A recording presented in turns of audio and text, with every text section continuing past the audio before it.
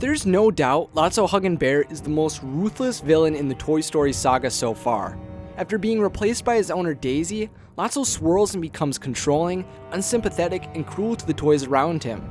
He eventually comes to Sunnyside Daycare and manipulates the toys in the daycare to follow his leadership. Lotso turns the care facility into what seems to be a radical regime, kind of like how Senator Palpatine just strolled in and became Emperor of the Galaxy. Hello, I'm Isaac from Wotso Videos, where we discuss fun topics for fun people. Today, I'm going to channel my excitement for Rogue One into explaining what Toy Story 3 is saying about dictators through the character Lots-o Huggin Bear. The term dictator is generally referring to a person exercising absolute power, normally a ruler who has absolute, unrestricted control in a government.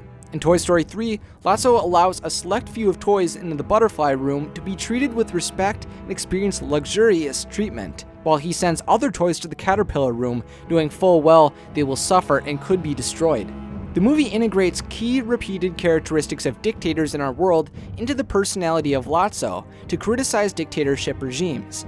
First, we see Lotso controlling Sunnyside's toys and sustaining his laws through the use of surveillance and through a faithful group of allies. Much like the Gestapo, the secret police of Hitler's Nazi Germany, Lotso surrounded himself with protectors like Stretch, Twitch, and Big Baby. Both groups' faithful individuals share the ability to imprison citizens in both totalitarian states. When toys deviated from Lotso's laws, his cronies were quick to send misbehaving toys to the box or the crates to punish them. Lotso's frequency to imprison is very similar to the Soviet Union leader Stalin's gulags, which were work camps filled with significant numbers of political prisoners. The Soviet leader's gulags reportedly possessed the death toll at over 1 million to suppress opposition to his rule, and Lotso was willing to do the same, seen through his order for Stretch to push Andy's toys into the garbage. To understand how Lotso achieved his dictator position, we see his smooth southern accent serenade and persuade the Toy Story crew to live within his world. Dr. James Fallon explains in his article, The Mind of a Dictator, dictators are usually charming, charismatic, and intelligent, and brim with self-confidence and independence, very similar to Lotso's initial behaviors. Furthermore, Dr. Fallon indicates dictators associate themselves with people as a whole in a tribal or abstract pan-world sense, meaning they normally want to unify one aspect of the world under one set of rules or beliefs. Lotso achieves this aspect of a dictator by insinuating all of the Sunnyside toys are unified as one family under his rule. Why don't you come on back, join our family again?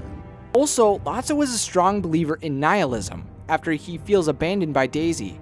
Nihilism is the rejection of all religious and moral principles, often in the belief that life is meaningless.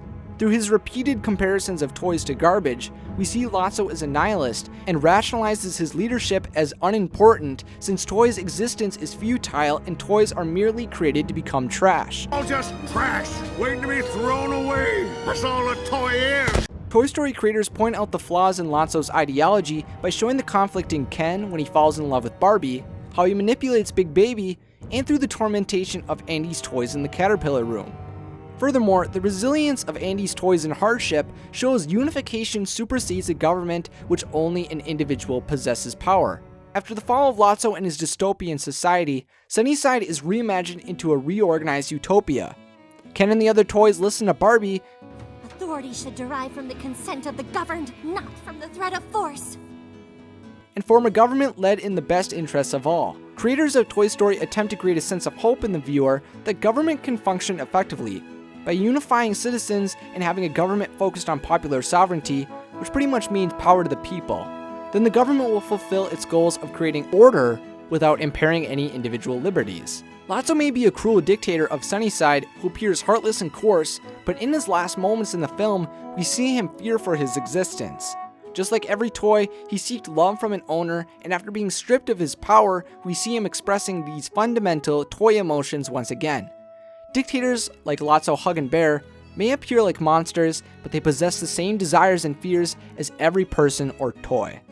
If you would like to learn more about Lotso or dictators, I'll leave the links to the Toy Story movies and the resources I used in the description of this video. So now it's time for your thoughts. Do you notice the link between Lotso and other 20th century dictators? And who is your favorite character in Toy Story? Let me know in the comment section along with any ideas you have for future Discovering Disney episodes. If you enjoyed this video and you'd like to see more like it, then remember to subscribe to Wotso Videos. Thanks for watching, and have a magical day.